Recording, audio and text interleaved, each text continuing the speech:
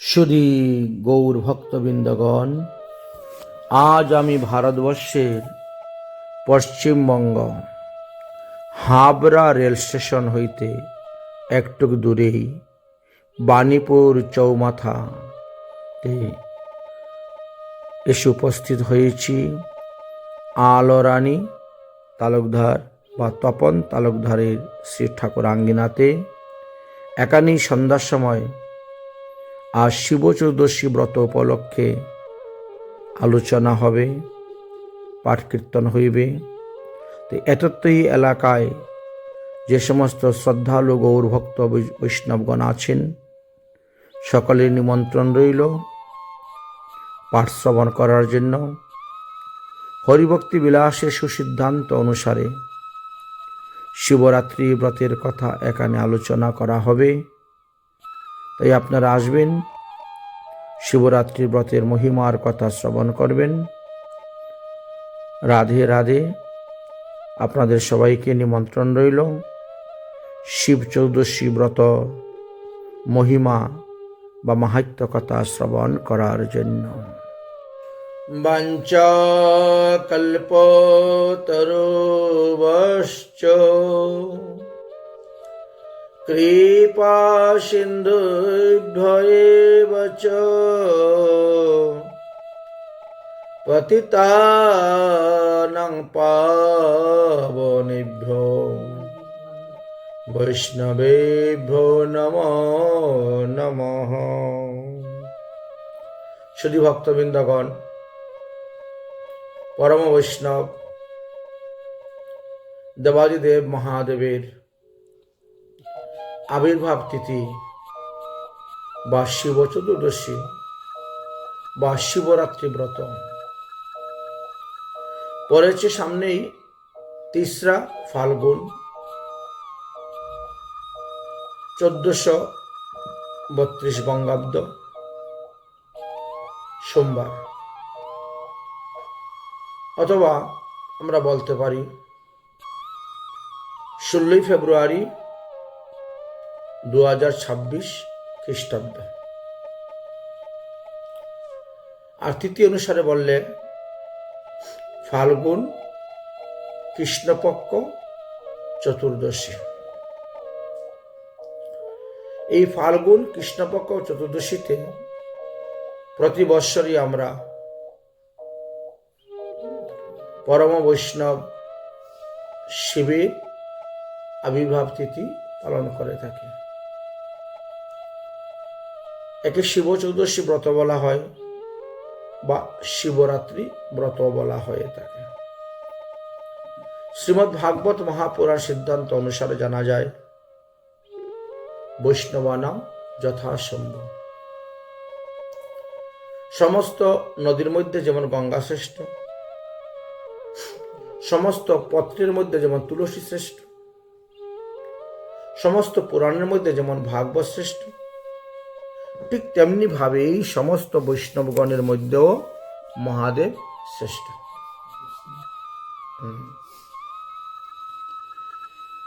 তাই এই শিব চতুর্দশী ব্রতটা যারা বৈষ্ণব তাদেরও করণীয়। এমনকি গৃহস্থ বৈষ্ণব বা ত্যাগী বৈষ্ণব উভয়েরই এটা করণীয়, পালনীয়। এটা মহাজনগত স্বপন্থা। হরিভক্তি বিলাসেও গোপাল ভট্ট গোস্বামীপাদ এই ব্রতের কথা আলোচনা করে গিয়েছেন।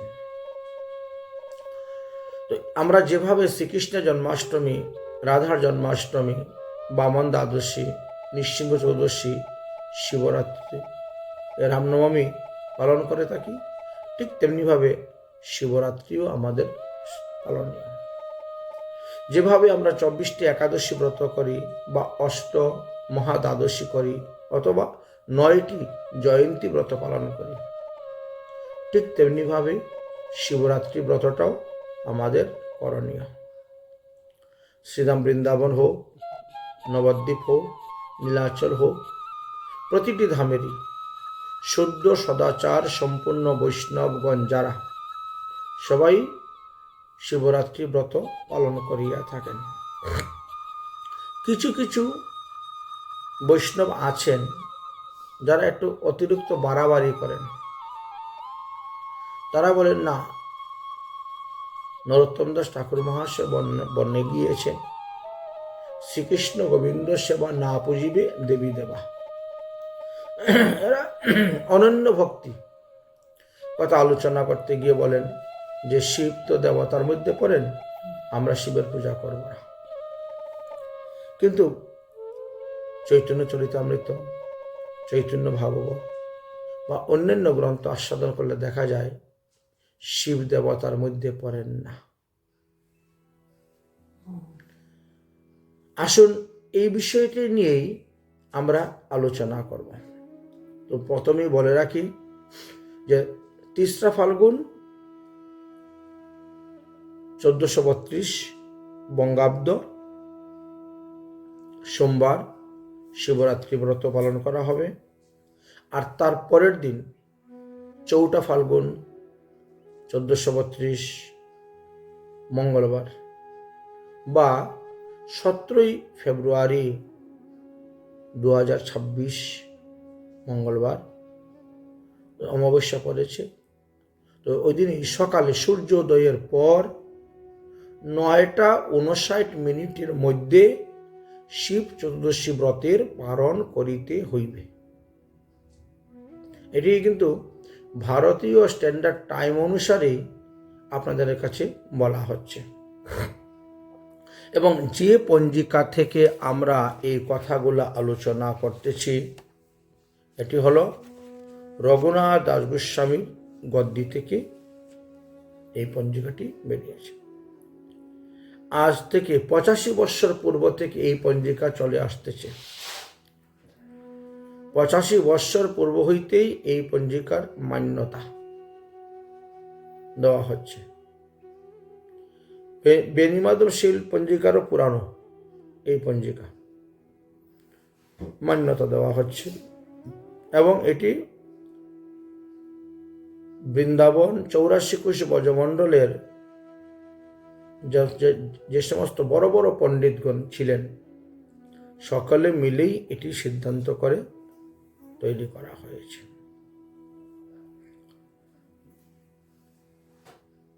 শ্রী চৈতন্য চরণাশ্রিত বিশ্বের বৈষ্ণব সভা হয়েছিল। সেই সভাতে হরিভক্তি বিলাসের সিদ্ধান্ত নিয়েই এই পঞ্জিকার আবির্ভাব হয়েছিল। এটি আজ থেকে 85 বৎসর পূর্ব থেকে এই পঞ্জিকা চলে আসতেছে। এই পঞ্জিকাতে যে সিদ্ধান্ত দেওয়া আছে এটি হরিভক্তি বিলাস সিদ্ধান্ত। তাই কেউ কেউ রবিবারেও শিবরাত্রি মানবেন,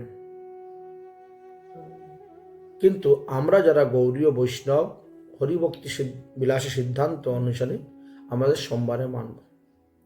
কেন বললেন যে যেভাবে দশমী বিদ্যা একাদশী ব্রত করা নিষিদ্ধ, ঠিক তেমনিভাবে ত্রয়োদশী বিদ্যা শিবরাত্রি চতুর্দশী শিব চতুর্দশী ব্রত পালন করাও নিষিদ্ধ আছে।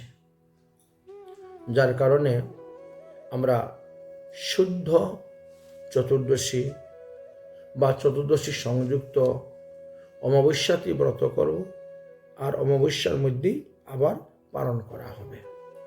যেভাবে শুদ্ধ একাদশী সংযুক্ত দ্বাদশীতে ব্রত করে দ্বাদশীতে পালন করি, ঠিক তেমনিভাবে এখানে। তো আসুন এই বিষয়ে শুধু খালি হরিভক্তি বিলাস নয়, আরো অন্যান্য গ্রন্থেতেও সিদ্ধান্ত দিয়ে গেছেন। যেমন মনে করেন স্কন্দ পুরাণ। স্কন্দ পুরাণে ব্রহ্মখণ্ড নামে একটি খণ্ড আছে। সেই ব্রহ্মখণ্ডকে 2 ভাগে ভাগ করা হয়েছে, উত্তরার্ধ বুঝেছেন এবং দক্ষিণার্ধ। সেই উত্তরার্ধ খণ্ডের 3য় অধ্যায়েতে লেখা আছে যে নৈমিষারণ্যে 60,000 ঋষিগণ একত্রিত হয়ে কোনো এক সময়ে সুত মুনিকে জিজ্ঞাসা করেছিলেন, হে মুনিবর, আপনি হলেন নিখিল শাস্ত্রসমূহ জ্ঞাতা, কারণ তিনি তো ব্যাসদেবের শিষ্য। তারপর সুখদেবের মুখ থেকে ভাগবত শুনেছেন, অন্যান্য পুরাণ সম্পর্কে অবগত। এই জন্য সমস্ত শাস্ত্রের যে সুসিদ্ধান্ত আছে, এই সিদ্ধান্ত বিষয়ে তিনি অবগত আছেন। এই জন্য ঋষিগণ তিনাকে জিজ্ঞাসা করলেন, অতএব আপনি কৃপা করিয়া শিবরাত্রি বা শিব চতুর্দশী ব্রতের মাহাত্ম্য কথা কিছু আমাদের নিকটে প্রকাশ করুন। তখন সুতমুনি বললেন, হে মুনি ঋষিগণ, যদিও ধর্ম অর্থ কাম মোক্ষ প্রাপ্তির জন্য মানুষ বিভিন্ন ব্রত আদি করে, অনেক দেবদেবীর ব্রতই করে মানুষ ধর্ম অর্থ কাম মোক্ষ প্রাপ্তির জন্য করে থাকে, ঠিক তেমনি ভাবে কিন্তু বৈষ্ণবরা শিবরাত্রি ব্রত করে না। শিবরাত্রি ব্রত বৈষ্ণবরা কেন করে জানেন? কৃষ্ণ পিতার্থে। শিবরাত্রি ব্রত করলে ভগবান শ্রীকৃষ্ণ সন্তুষ্ট হন, প্রসন্ন হন। তাই তিনার সন্তুষ্টির জন্য, প্রীতির জন্য আমরা শিবরাত্রি ব্রত করব। আর বাস্তবে তো ধর্ম অর্থ কাম মোক্ষ প্রাপ্তির জন্য কখনো কোনো বৈষ্ণবই কোনো ব্রত করে না। এই যে একাদশী আদি ব্রতের কথা লেখা আছে, কেউ পাপ থেকে মুক্তির জন্য ব্রত করে, কেউ নরক যন্ত্রণা থেকে মুক্ত হয়ে তার জন্য ব্রত করে, কেউ ভূত প্রেত পিশাচত্ব অপজনিত থেকে মুক্তির জন্য ব্রত করেন, কেউ স্বর্গাদি সুখ লাভের জন্য ব্রত করেন, কেউ ধন সম্পত্তি ইন্দ্রিয় সুখ বিষয় সুখ লাভের জন্য ব্রত করেন। কিন্তু শুদ্ধ সদাচারী বৈষ্ণব যারা, তারা ভগবানের প্রীতির জন্য একাদশী ব্রত করিয়া থাকেন। তাদের অন্য কোনো কামনা নেই, বাসনা নেই। একাদশী ব্রত করলে আমার ইষ্টদেব, আমার ভগবান প্রসন্ন হন, তাই আমি তার সন্তুষ্টির জন্য, তার সুখের জন্য আমি ব্রত করব। কৃষ্ণেন্দ্রীয় প্রীতিবাঞ্ছা ধরে প্রেম নাম। যেহেতু আমরা ভগবানকে ভালোবাসি, কৃষ্ণকে ভালোবাসি, যাহা করলে তিনি সন্তুষ্ট হন, প্রসন্ন হন, তাহাই আমাদের করণীয়। এই যে শিবরাত্রি ব্রত, এটি সদাচার সংযুক্ত। শিবরাত্রি ব্রত যদি কেউ পরিত্যাগ করে, কোনো বৈষ্ণব, অবৈষ্ণবের কথা আমরা বলছি না, বৈষ্ণব হয়েও বিষ্ণু মন্ত্রে দীক্ষিত হয়েও যদি কোনো বৈষ্ণব শিবরাত্রি ব্রত পরিত্যাগ করেন, তাহলে ভগবত পূজার ফল তিনি লাভ করতে পারবেন না।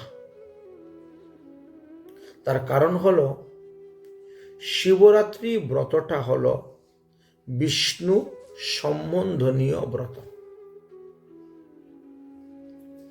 আমাদের হয়শিষ্য পঞ্চরাত্র নামে একখানা গ্রন্থ আছে, কারণ ভগবান একবার হয়শিষ্য রূপ ধারণ করেছিলেন। তো হয়শিষ্য পঞ্চরাত্র নামক গ্রন্থেতে আলোচনা করা আছে, সেখানে ভগবান কি বলছেন? যো শিব সু অহম এব, যু অহম স ভগবান শিব, না ভয়ুরন্তরং কিঞ্চিদা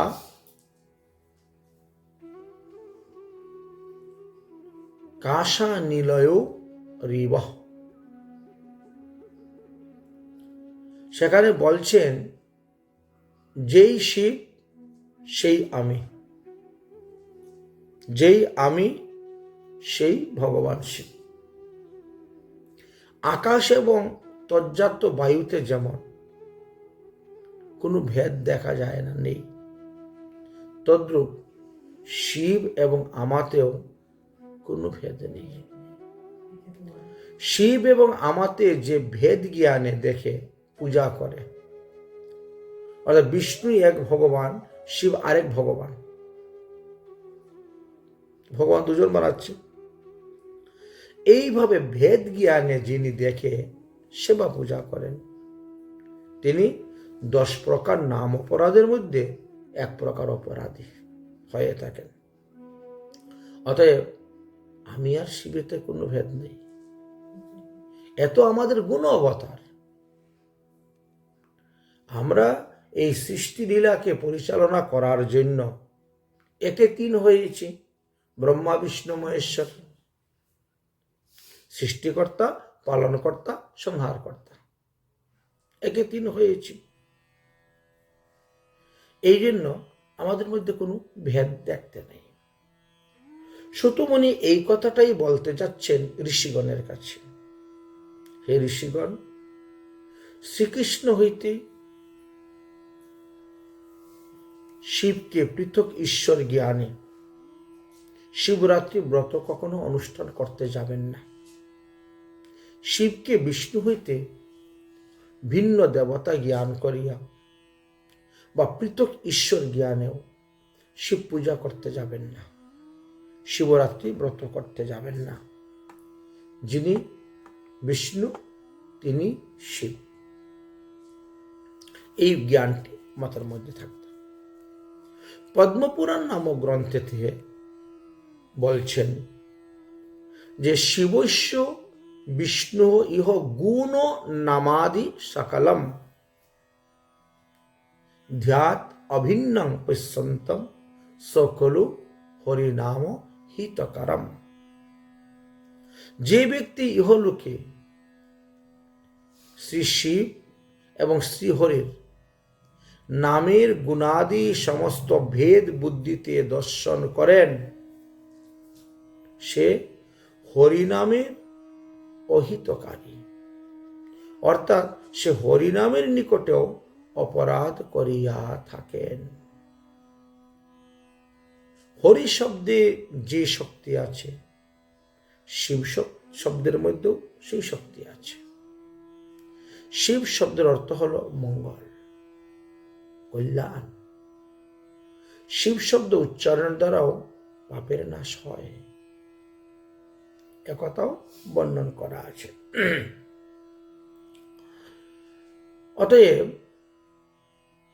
সুতমুনি বলছেন, হে শৌনকাদি ঋষিগণ, শ্রী বিষ্ণু এক দেবতা বা এক ভগবান,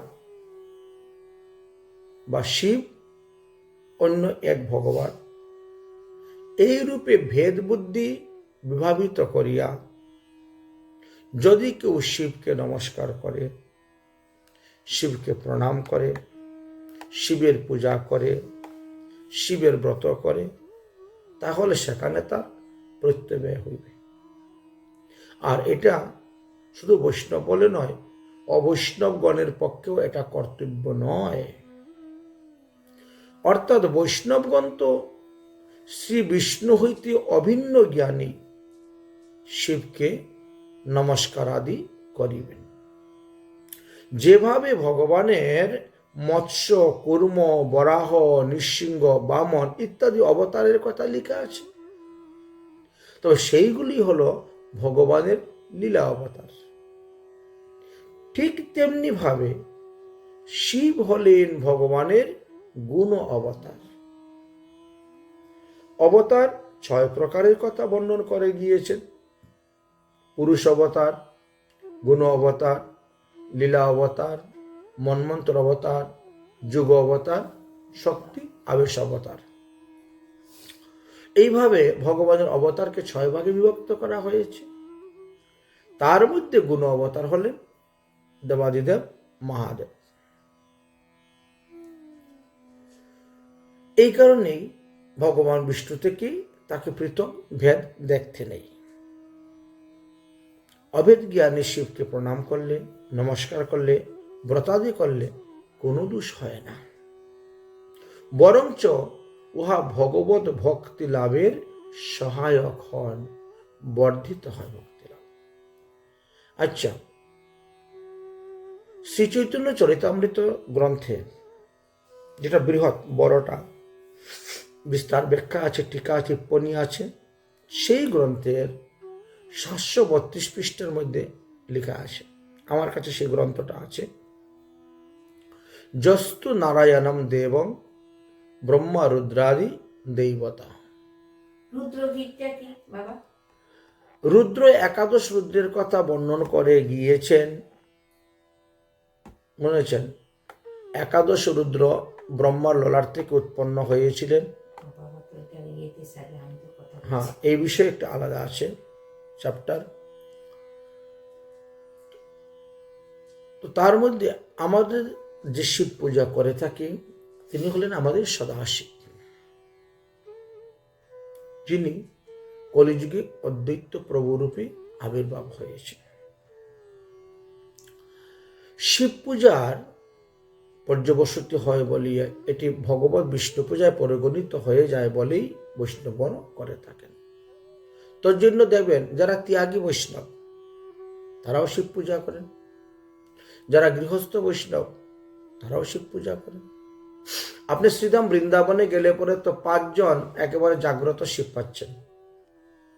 বৃন্দাবনে গোপেশ্বর মহাদেব, মথুরায় ভূতেশ্বর মহাদেব, গোবর্ধনে চাকলেশ্বর মহাদেব, নন্দগ্রামে নন্দীশ্বর মহাদেব, আর কাম্যবনে কামেশ্বর মহাদেব।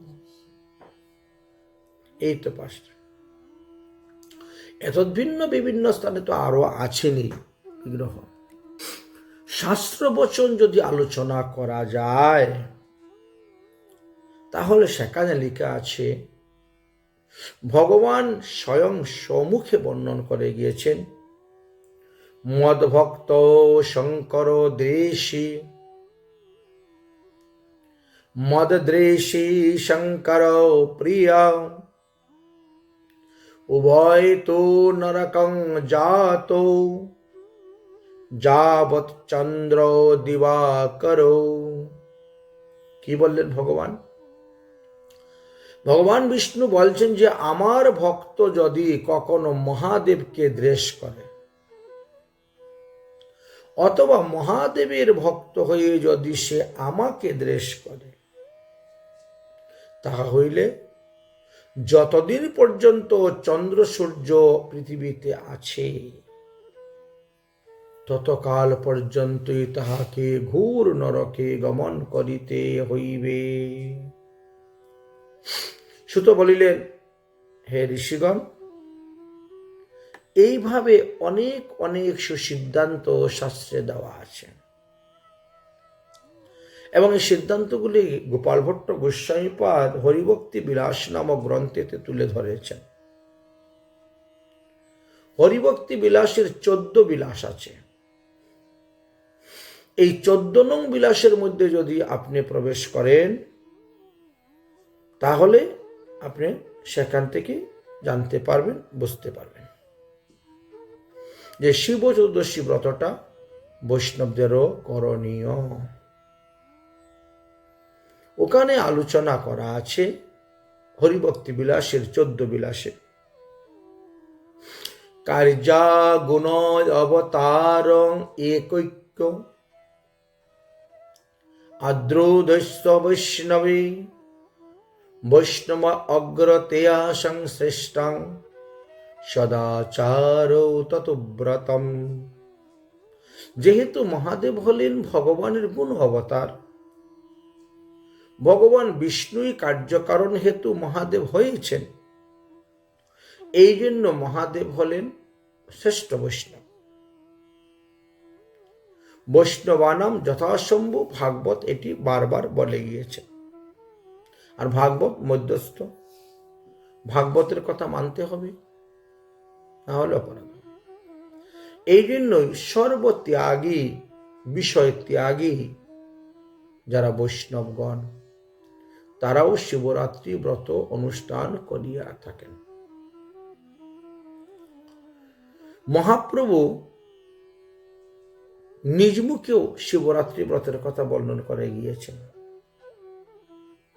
মহাপ্রভু স্বয়ং ভগবান হয়েও তিনি শিবরাত্রি ব্রত করেছেন, শিবের পূজা করেছেন, শিবের প্রসাদ পেয়েছেন, এমনটা প্রমাণও আছে।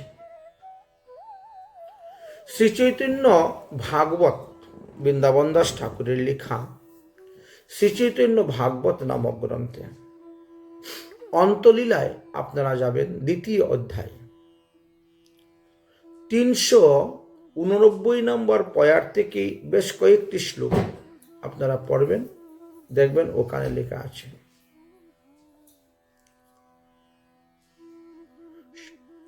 ভগবত তত্ত্বকথা আলোচনা করতে গিয়ে ভগবান শ্রীহরি বলছেন, শুনো শিব, তুমি মোর নিজ দেহ সম, যে তোমার প্রিয় সু হয় মম প্রিয়তম। মানে শিবের শরীরটা ভগবানের শরীর। শুনো শিব, তুমি মোর নিজ দেহ সম।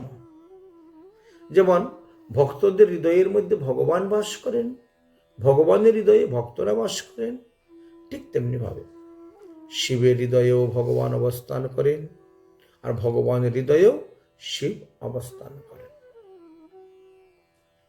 ওই চৈতন্য ভাগবতের অন্তলীলার 4th অধ্যায়ে 476 নম্বর পয়ারে লেখা আছে, সকৃত যে জন বলে শিব হেন নাম, সেহ কোন প্রসঙ্গে না জানে তত্ত্ব জ্ঞান।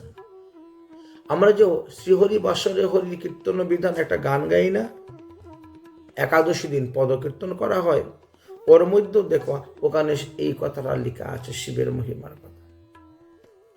সকৃত যেই জন বলে শিব হেন নাম, সেহ কোন প্রসঙ্গে না জানে তত্ত্ব জ্ঞান।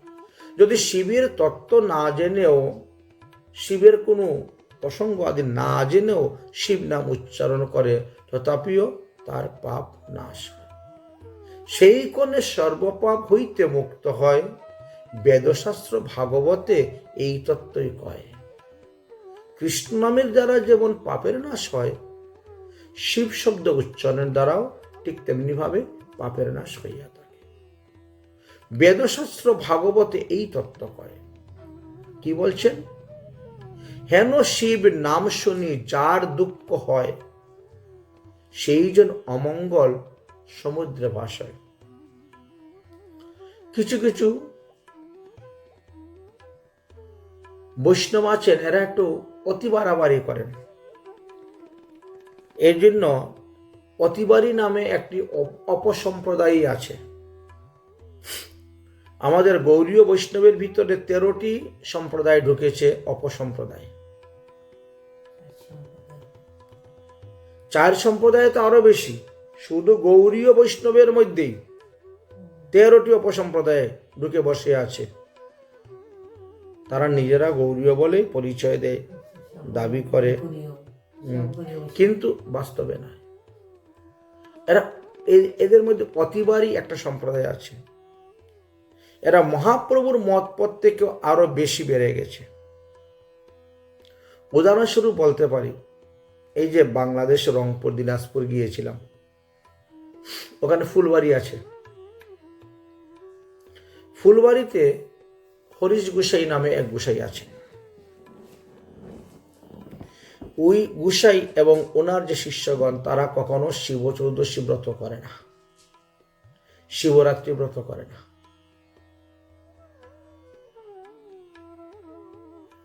আমরা বৃন্দাবনবাসী বৈষ্ণবগণ শিবরাত্রি ব্রত করি বলে, শিব চতুর্দশী পালন করে বলে, তারা আমাদেরকে ভালো চোখে দেখে না। আমরা কোথায় পাঠ করলে শুনতে যায় না, এরা শিব ব্রত করে, এদের মুখে কি পাঠ শুনবে? শিবরাত্রি ব্রত করে, এদের মুখে কি পাঠ শুনবে? অন্যের কথা আর কি বলবে? এরা নিজেরাই মনে হয় একটি হরিভক্তি বিলাস রচনা করে নিয়েছে, বড় পণ্ডিত হয়ে গেছে, যা মহাপ্রভুর মত, মহাপ্রভুর পথ তারা মানতে চায় না। চৈতন্য চরিতামৃত, চৈতন্য ভাগবত মানতে চায় না। অন্যান্য ভাগবত সিদ্ধান্ত মানতে চায় না, শ্রীমৎ ভাগবত পর্যন্ত মানতে চায়। ওই ধরনের বৈষ্ণবই যা শাস্ত্রের সুসিদ্ধান্তগুলি নরোত্তম দাস ঠাকুর মহাশয় বলছেন, ব্রজজনার যেই মত তাতে হোক অনুরোধ। আরে ব্রজের বৈষ্ণবগণ যে শিব চতুর্দশী ব্রত করতেছে, তোমরা তা করবে না? কেমন কথা! বড় আশ্চর্য। তাই এখানে শ্রী চৈতন্য ভাগবতের অন্তলীলাতে দিয়েছেন, কি দিয়েছেন? সেই ক্ষণে সর্বপাপ হইতে শুদ্ধ হয়, বেদশাস্ত্র ভাগবতে এই তত্ত্ব কয়।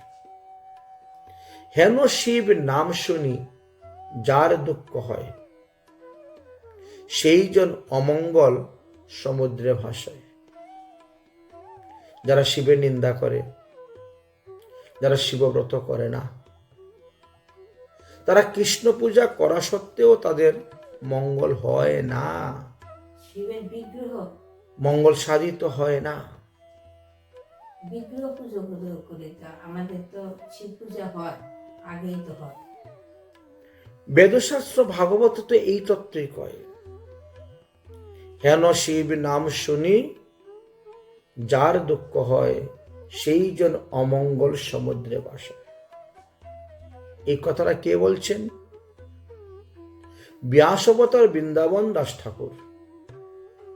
তিনি সমস্ত শাস্ত্রের সিদ্ধান্ত এনে বলছেন, শ্রীবদনে কৃষ্ণচন্দ্র বলেন আপনে, শিব যে না পূজে সে মুরে পূজে কেনে। যে সমস্ত বৈষ্ণবগণ তারা শিবের পূজা করেন না, তারা আমারে কেন পূজা করতেছে? পরিষ্কার বলছেন। পয়ারের নাম্বারও বলে দিলাম, চৈতন্য ভাগবত আদিলীলা অন্তলীলার 4th পরিচ্ছেদ 480 নং পয়ার। শ্রীবদনে কৃষ্ণচন্দ্র বলেন আপনে, শিব যে না পূজে সেবা মুরে পূজে কেনে। কেন আমাকে পূজা করতেছে? মূর প্রিয় শিব প্রতি অনাদর যার, কেমতে বা মূর প্রতি ভক্তি হইবে তার।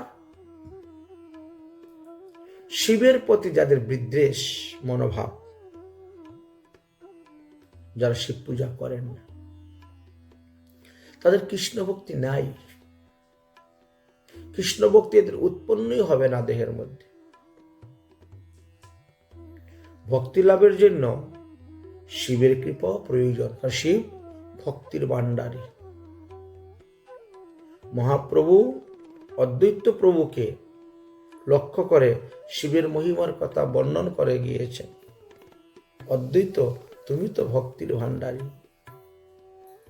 তুমি যদি ভক্তি না দেও তো ভক্তি পাবে না। যেমন মনে করেন প্রচেতাগণ, প্রাচীন বহি রাজার পুত্র প্রচেতাগণের কাহিনী দেওয়া আছে ভাগবতে। শিবের কৃপায় শিব শিখিয়ে দিলেন তাদেরকে কিভাবে কৃষ্ণ ভক্তি করলে, ভজন করলে তাড়াতাড়ি কৃষ্ণকে পাওয়া যায়। ভাগবতে তার আছে দৃষ্টান্ত।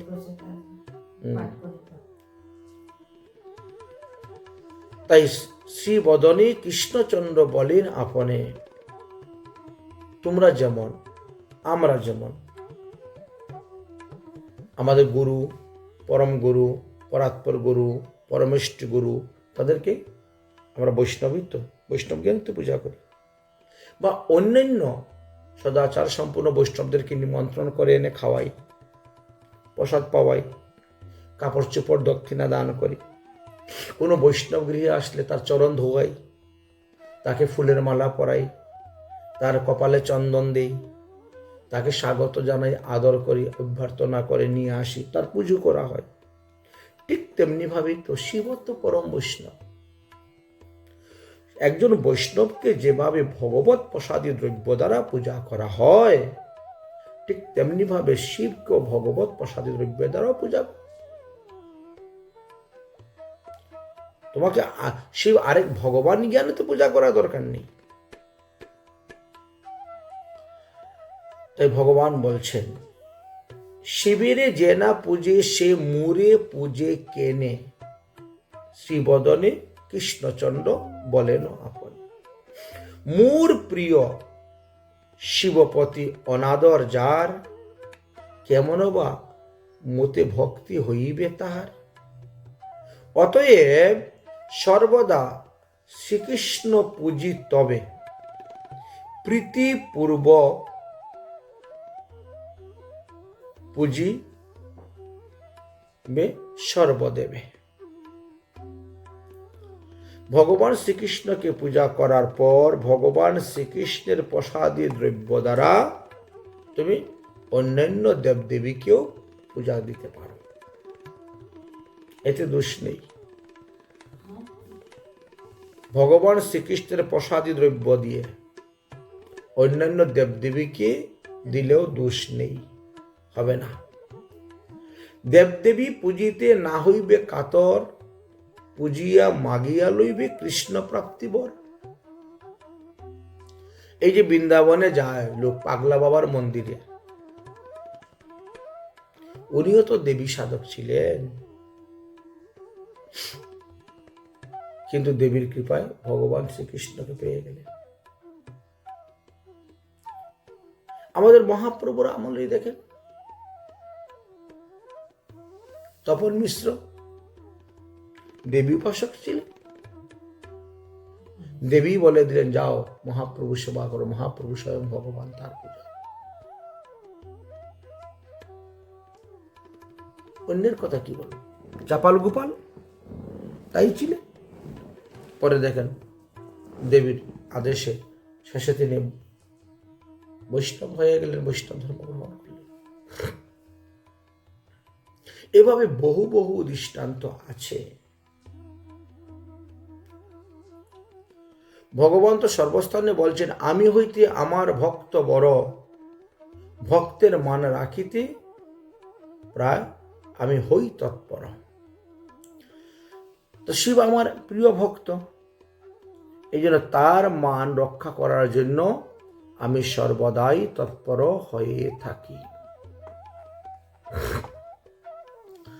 স্কন্দ পুরাণেতেও এই সিদ্ধান্তকে আবার রিপিট করেছেন। কি বলছেন? প্রথমম কেশব পূজনাম কৃত্তা দেব মহেশ্বরম পূজনীয়ং মহাভক্তম যে অন্যে সন্তি দেবতা। আপনি সর্বপ্রথম ভগবান শ্রীকৃষ্ণের পূজা করুন, তারপরে ভগবানের প্রসাদী নির্মাল্য দ্বারা মহাদেবের পূজা করিবে, অথবা অন্যান্য দেবদেবীকেও পূজা করিতে পারিবেন। সমস্ত ভক্ত, সমস্ত বৈষ্ণবদের মধ্যে মহাদেবকে শ্রেষ্ঠ স্থান দেওয়া হয়েছে। এই জন্য হরিভক্তি বিলাসে তুলে ধরেছেন আমাদেরকে সুবিধার জন্য, স্কন্দ পুরাণ থেকে শ্লোক তুলে ধরেছেন। কথং বা মহি ভক্তিম সৌলভাতং পাপপুরুষ যো মদীয় পরম ভক্তম শিবং সম্পদয়ন্ত নহি। যারা আমার প্রিয় ভক্ত শিবকে যথা বিধি বিধান অনুসারে পূজা করে না, আমি বলবো সে বৈষ্ণব দ্বেষী। 6 প্রকার বৈষ্ণব অপরাধের মধ্যে এক প্রকার সে বৈষ্ণব অপরাধী, সে পাপাত্মা।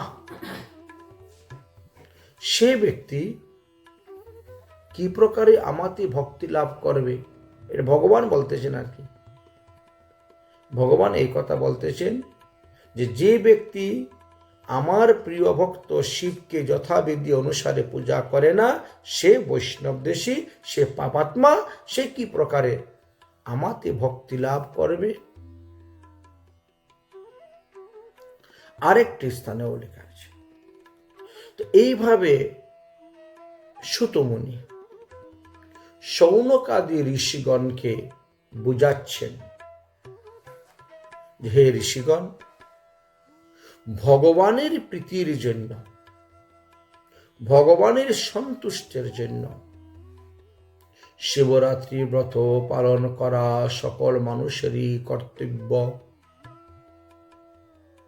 চারি বর্ণ, চারি আশ্রম সবারই এই শিবরাত্রি ব্রত করা কর্তব্য। ইহা কোনো অবস্থাতেই পরিত্যাগ করা উচিত নহে। যেভাবে একাদশী ব্রত পালন করা হয় তদ্বৎ শিবরাত্রি ব্রত পালন করিবে। এতদ্ভিন্ন এই শিবরাত্রি ব্রতটা জয়ন্তী ব্রতের অন্তর্ভুক্ত। জয়ন্তী ব্রত যেমন শ্রীকৃষ্ণ জন্মাষ্টমী কি বলা হয়? শ্রীকৃষ্ণ জয়ন্তী। রাধা জন্মাষ্টমীকে রাধা জয়ন্তী। গৌরাঙ্গ মহাপ্রভুর আবির্ভাবকে গৌরাঙ্গ জয়ন্তী। নিত্যানন্দ প্রভুর আবির্ভাবকে নিত্যানন্দ জয়ন্তী। অদ্বৈত প্রভুর আবির্ভাবকে অদ্বৈত জয়ন্তী। রামচন্দ্রের আবির্ভাবকে রাম জয়ন্তী বলা হয়। নৃসিংহ আবির্ভাবকে নৃসিংহ জয়ন্তী বলা হচ্ছে। তো ঠিক তেমনি ভাবে শিব জয়ন্তী, এটি শাস্ত্রে লেখা আছে। এই শিবরাত্রি এটা জয়ন্তী ব্রতের অন্তর্ভুক্ত। 6 প্রকার জয়ন্তী ব্রতের কথা বলছেন, আর 6টি জয়ন্তী ব্রতের মধ্যে এই শিবরাত্রি হলো একটি জয়ন্তী ব্রত। সেখানে আলোচনা করা আছে যে জয়ন্তী ব্রত কোনো অবস্থাতেই পরিত্যাগ করা যাবে না। 10,000 একাদশী ব্রত করলে আপনি যে ফল পাবেন, একটা জয়ন্তী ব্রত পালন করলে সেই ফল পাবেন। তো সেই অনুসারে যদি আমরা কথাটাকে ঘুরিয়ে নিয়ে আসি, তাহলে দেখা গেল যে 10,000 একাদশী ব্রত করলে যেই ফল পাওয়া যাবে, একটা শিবরাত্রি ব্রত করলেও সেই ফল পাওয়া যাবে, যেহেতু এটা জয়ন্তী ব্রতের অন্তর্ভুক্ত। এই জন্য শিবরাত্রি ব্রতে তো আমরা সেই ফল লাভ করতে পারব। 10,000 একাদশী ব্রত করলে যেই ফল পাওয়া যাবে, এই শিবরাত্রি ব্রতেতে সেই ফল পাওয়া যাবে। এখন কথা হলো শিবরাত্রি কবে করবেন? হরিভক্তি বিলাসে সিদ্ধান্ত দিলেন, শিবরাত্রি ব্রতং তথা কৃষ্ণ চতুর্দশ্যান্তু ফাল্গুনে।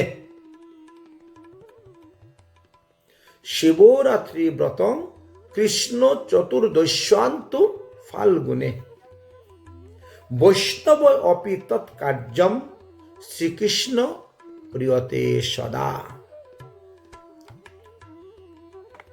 ফাল্গুন মাসের কৃষ্ণপক্ষের চতুর্দশীতে শ্রী শিবরাত্রি ব্রত পালন করিবেন। ত্রয়োদশীতে নয়, চতুর্দশীতে। বৈষ্ণবগণ শ্রীকৃষ্ণের প্রীতির নিমিত্ত সর্বদা এই ব্রত পালন করিবেন। তাহলে যারা বিষ্ণু মন্ত্রে দীক্ষা গ্রহণ করে বড় বৈষ্ণব হয়ে গেছেন, শিব চৌদশী ব্রত পালন করে না। বাস্তবতে তারা হরিভক্তি বিলাস মানে না, হরিভক্তি বিলাসের সিদ্ধান্ত মানে না, সরগোস্বামীর সিদ্ধান্ত মানে না, মহাপ্রভুর মত পথ মানতেছে না, বেদ বেদান্ত পুরাণ ইতিহাস শাস্ত্রকেও তারা মানতেছে না। এই জন্য তারা অপসম্প্রদায়ের মধ্যে পড়ে গেল, অতি বাড়াবাড়ি করে ফেল, তাই অতিবারী সম্প্রদায় হয়ে যাচ্ছে তারা। আরো আছে লেখা, পদ্মপুরাণ থেকে হরিভক্তি বিলাসে তুলে ধরেছেন একটা সুন্দর শ্লোক, শিবরাত্রৌ চ কর্তব্য নিয়মেনে চ ত্রয়ং বোধে উপবাস মহাদেব পূজা জাগরণম নিশি। শিব চতুর্দশীতে 3টা নিয়ম পালন করতে হয়। এক হলো উপবাস, এক হলো রাত্রি জাগরণ, আর এক হলো শিবের পূজা। শিব চতুর্দশীর মধ্যে আমাদেরকে উপবাস, রাত্রি জাগরণ এবং পূজা, এই 3টি যথাবিধি অনুষ্ঠানে পালন করা কর্তব্য। ব্রতের নিয়ম হলো শিবরাত্রির আগের দিন অর্থাৎ ত্রয়োদশী দিন, মানে সামনে আসছে আগামী রবিবার। আগামী রবিবারে ত্রয়োদশী দিনে একবার মাত্র আহার করিবেন হবিষান্ন। এখন এটি হলো যে সমস্ত লোকগণ মৎস্য মাংসাদি আমিষ দ্রব্য গ্রহণ করেন তাদের ক্ষেত্রে কিন্তু এটা বিশেষ নিয়ম। হবিষান্ন গ্রহণ করবে, রাত্রি উপবাস থাকবে, কিচ্ছু খাবে না, সংযম থাকা।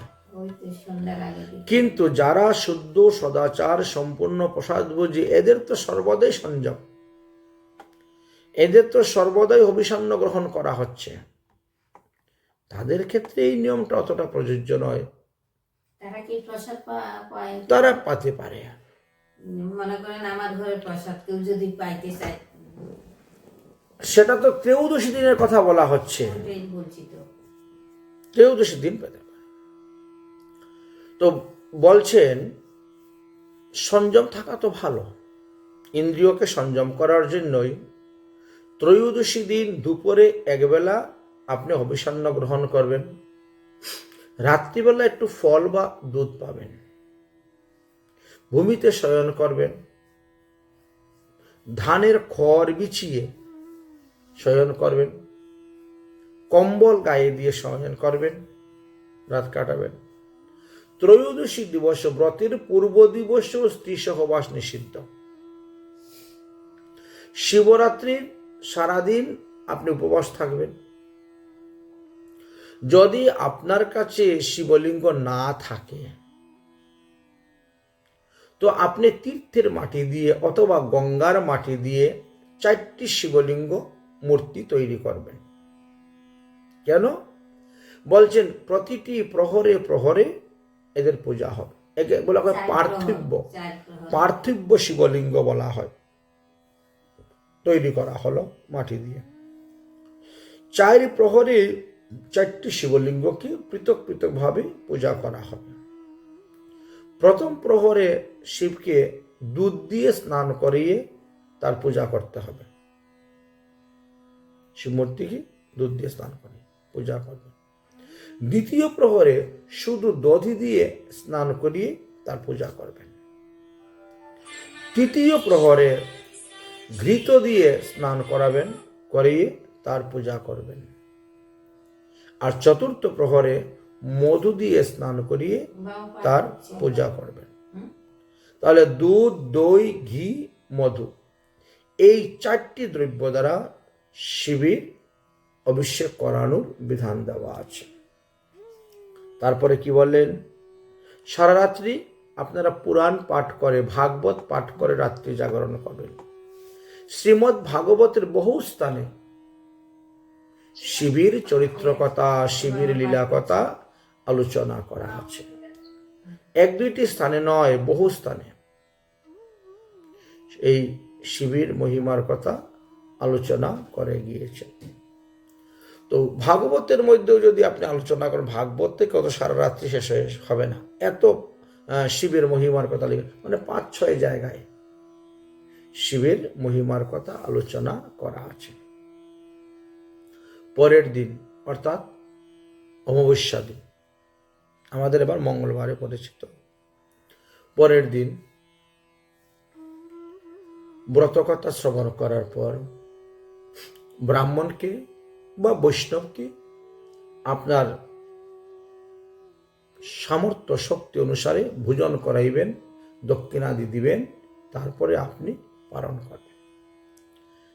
শিব চতুর্দশী ব্রতের পালনের মন্ত্র কিন্তু আলাদা।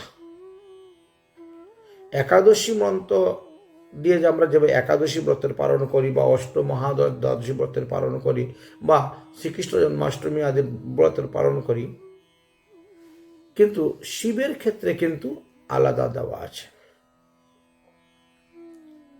পালনের সময় আমাদেরকে একটা মন্ত্র বলতে হয়, এটি মৎস্য পুরাণের 95 অধ্যায় থেকে আনা হয়েছে পালনের মন্ত্রটা। শিব চতুর্দশী ব্রতের পালনের মন্ত্র হল সংসার ক্লেশদগ্ধস্য ব্রত জনেন শঙ্কর প্রসিদ মুখনাথ জ্ঞান দৃষ্টি প্রদুর্ভব। এই কথা আলোচনা করা আছে। এই শিব চতুর্দশী ব্রতের দ্বারা আপনার তো ধর্ম অর্থ কাম মোক্ষ তো লাভ হইবে, উপরন্ত আপনি কৃষ্ণ ভক্তি লাভ করতে পারবেন, ব্রহ্ম ভক্তি লাভ করতে পারবেন। শিব পূজার জন্য বিশেষ কোনো উপকার লাগে না, উপচার দরকার হয় না। একটু গঙ্গা জল, কয়েকটি বেলপাতা, একটু ফুল আর দুধ, দই, ঘি, মধু, একটু কলা দিয়ে দিলেন ভোগ, ফলের মধ্যে সহজ উপায় হয়ে গেল, সস্তার মধ্যে হয়ে গেল শিব পূজা। এমন কোনো আহামরি কিছু লাগে না, এবং সবকিছু কৃষ্ণ প্রসাদই। ভগবানকে স্নান করিয়েছেন, সেই চরণামৃত এনে শিবের মাথায় ঢেলে দেন। বেলপাতাও ভগবানকে নিবেদন করা যায়। ভগবান শ্রীকৃষ্ণকে বেলপাতা নিবেদন করে সেই বেলপাতা এনে শিবের মাথায় দিয়ে দেন। ফলমূল ভোগ দিয়ে ভগবানকে সেই ভোগ প্রসাদ এনে শিবের নামে নিবেদন করে দেন, হয়ে গেল। বিশেষ দ্রষ্টব্য হল যে শিব চতুর্দশী দিবসে কখনো বেলপাতা পারতে নাই। এই জন্য ত্রয়োদশী দিবসেই আপনি বেলপাতা ভালো করে পেরে শুকিয়ে ধুয়ে শুকিয়ে হয়ে গেল। এবং চেষ্টা করবেন নিখুঁত বেলপাতা দেওয়ার জন্য। একটা দেন, দুটা দেন, 8টা দেন, নিখুঁত দেন। খুদ সহ 108টা দিয়েও তো লাভ নেই। চতুর্দশী দিবসে যদি 2 দণ্ডের বেশি ত্রয়োদশী থাকে, তাহলে সেই দিন ব্রত উপবাস হইবে না। যেভাবে একাদশী ব্রতেতে তিথি বিস্তার নিয়ে আলোচনা করা হয়, ঠিক তেমনি ভাবে শিব চতুর্দশীতেও তিথি বিস্তার নিয়ে আলোচনা আছে। এই যে আমাদের সামনে রবিবার 2রা ফাল্গুন 1432 বাংলা, রবিবারে ত্রয়োদশী আছে বিকাল পর্যন্ত। অপরাহ্ন দেওয়া হয়েছে, অপরাহ্ন মানে বিকাল, পূর্বাহ্ন মানে সকাল। লেখা আছে যে অপরাহ্ন 4:49 পর্যন্ত ত্রয়োদশী আছে, তারপরে চতুর্দশী লাগবে। শাস্ত্রে বলছে 2 দণ্ড থাকলেও হবে না, তাহলে 1 দণ্ড সমান 24 মিনিট। মনে করেন বর্তমান সময়ে আমি কলকাতাতে আছি, তো কলকাতায় সূর্যোদয় হলো সকালে 6:16। তো সূর্যোদয়ের পর 2 দণ্ড 16, মানে ওই 7টা, সকাল 7টা পর্যন্ত যদি থাকতো, তথাপিও ওই দিন ব্রত করা যেত না। আর বিকাল কই, বিকালের কথা বলা হয়েছে যে বিকালে 4:49 পর্যন্তই ত্রয়োদশী আছে। এই জন্য কোনো অবস্থাতেই আগামী রবিবারে শিব চতুর্দশী ব্রত পালন করা যাবে না। সোমবারে শিব চতুর্দশী ব্রত পালন করতে হইবে, 16 ফেব্রুয়ারি 2026 সোমবার, 3রা ফাল্গুন 1432 বাংলা সোমবার। ফাল্গুন কৃষ্ণপক্ষ চতুর্দশী। চতুর্দশী সোমবারে পেয়েছে সন্ধ্যা 5টা 34 পর্যন্ত।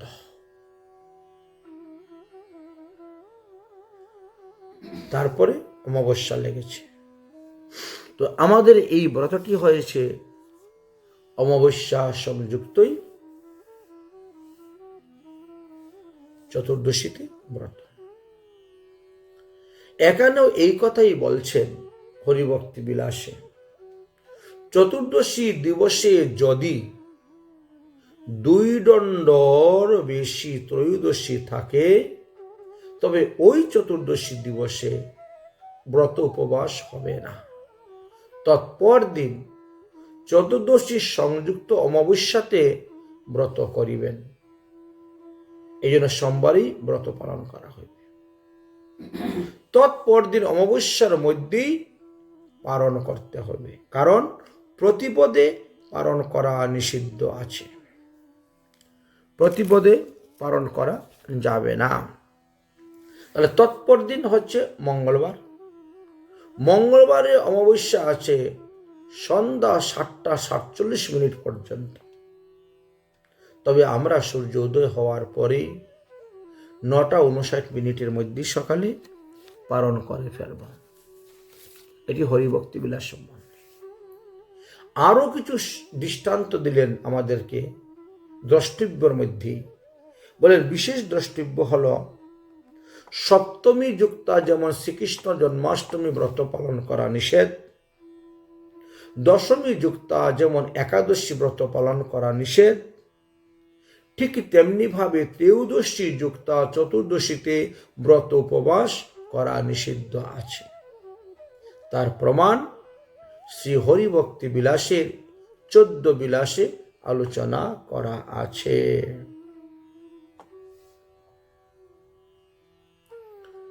ফাল্গুন অসিতং ভূত দীনং হি রাজন্নাম প্রীতি যুগো যদি পঞ্চদশাং জয়া প্রযুক্তং নতো জাতো কার্যাসিদিম রাত্রি প্রিয় কর্ষিব। যেভাবে মাঘ মাসের শেষ দিবস ফাল্গুন কৃষ্ণপক্ষ চতুর্দশী, এবার আমাদের ফাল্গুন মাসেই পড়েছে, কোন কোন বছর মাঘ মাসেও চলে আসে। এটি মল মাসের কারণে বা পুরুষোত্তম মাসের কারণে হয়ে থাকে।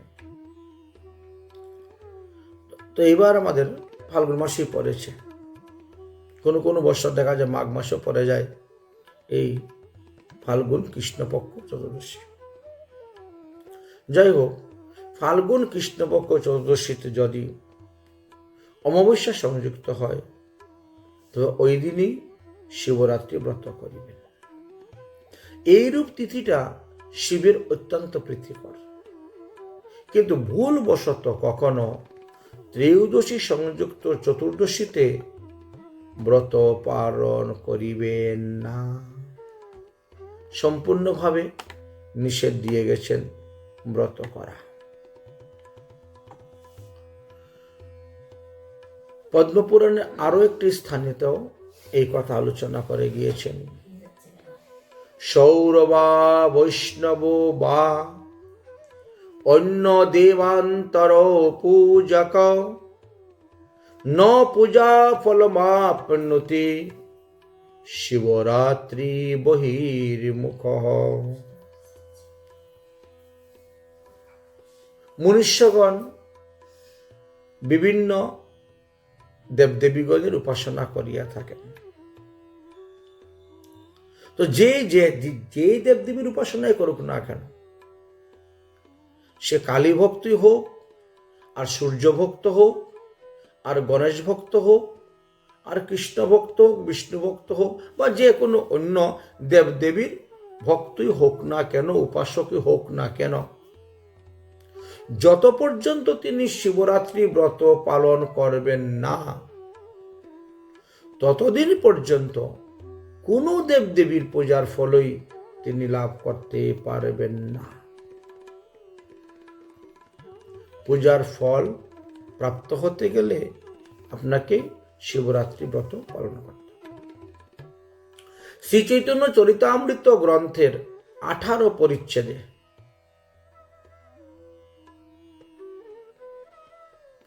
107 নং পয়ারের টিকা দেখলে পরে ওখানে লেখা আছে, বা পৃষ্ঠা নাম্বার হলো 734 পৃষ্ঠা। আর হরিভক্তি বিলাসেরও প্রথম বিলাস 73 নম্বর শ্লোকেও এই বিষয়ে আলোচনা করে গিয়েছে। যদি কেউ দেখতে চান অবশ্যই তারা সেখানে দেখতে পাবেন। এখানে পরিষ্কারভাবে এই কথাটি আলোচনা করে দিয়েছে।